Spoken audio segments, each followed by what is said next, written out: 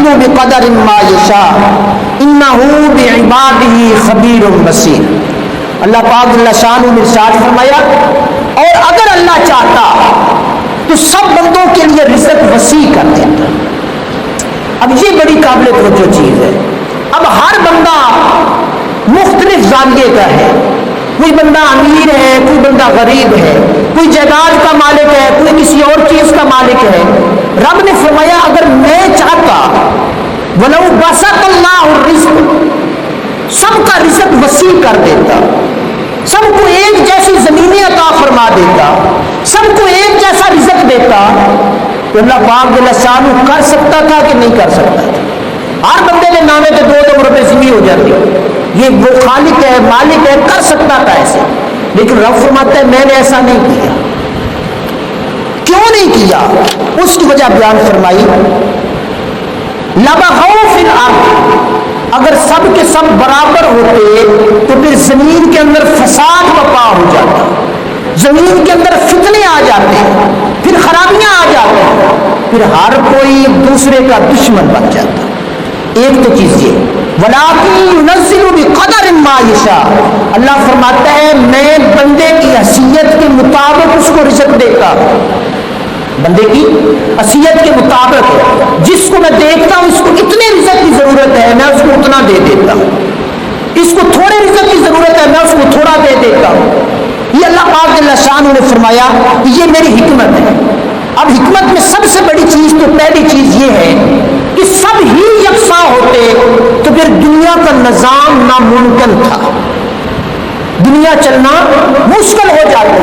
اور دوسری چیز یہ ہے کہ کسی کو زمیندار کر دیا اور کسی کو زمین نہیں دی, کسی کو مالدار کر دیا کسی کو غریب کر دیا. اب یہ نظام ہے دنیا کا.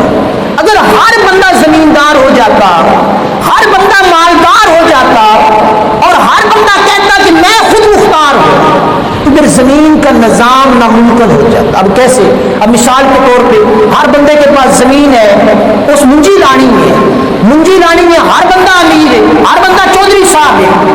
وہ منجی لگانے کے لیے اس کو کوئی لیبر بھی تو چاہیے نا. اگر سب یکساں ہوتے لیبر ہی نہ ملتی. اسی طرح دنیا کے سارے کام کاج رک جاتے ہیں. رب تبارک و تعالیٰ نے فرمایا میں نے ہر کسی کو علیحدہ علیحدہ رکھا کہ ہر کوئی دوسرے کے کام آئے.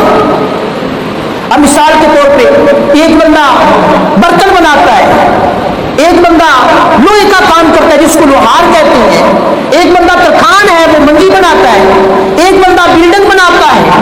وہ ہر زاویے سے رب تبارک و تعالیٰ نے کاموں کو بانٹ دیا. اب ہر کوئی ایک جیسا ہو تو ہم لوگوں کو کپڑا چاہیے تو کپڑا کون ہمیں بنا کے دے گا؟ ہم لوگوں کو جوتا چاہیے پاؤں میں پہننے کے لیے, ہم لوگوں کو کون بنا کے دے گا؟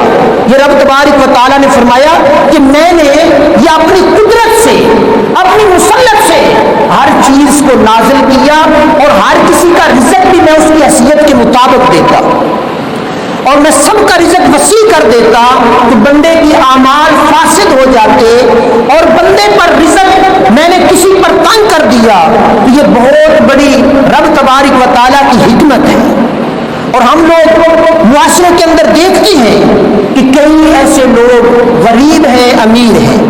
اب اس میں سب سے بڑی چیز یہ ہے کہ اللہ تبارک و تعالیٰ اپنے بندے کے حال کو جانتا ہے کہ بندہ کس حال میں رہے گا تو ٹھیک رہے گا. اگر اس پر دنیا کا رزق وسیع کر دیا جاتا تو یہ وسعت رزق بندے کے اعمال کو برباد کر دیتی. اب ہم لوگ دیکھتے ہیں کئی ایسے غریب بندے ہوتے ہیں, مسکین بندے ہوتے ہیں, محنت مزدوری کر رہے ہوتے ہیں, ان کا رزق وسیع ہو جاتا ہے وہ ہماری بات نہیں سنتے. اسی انہوں نے پنجابی میں چاہ دیا نمک حرام ہو گیا. اور دوسری چیز بھی عموماً یہ دیکھی ہے, غریب بندہ ہے, رب کی بارگاہ میں آ رہا ہے, عبادت کر رہا ہے, ذکر و اذکار کر رہا ہے, جب اس کے پاس رزق زیادہ ہو جاتا ہے وہ عبادت چھوڑ دیتا ہے. وہ کیا کرتا ہے؟ عبادت چھوڑ دیتا ہے.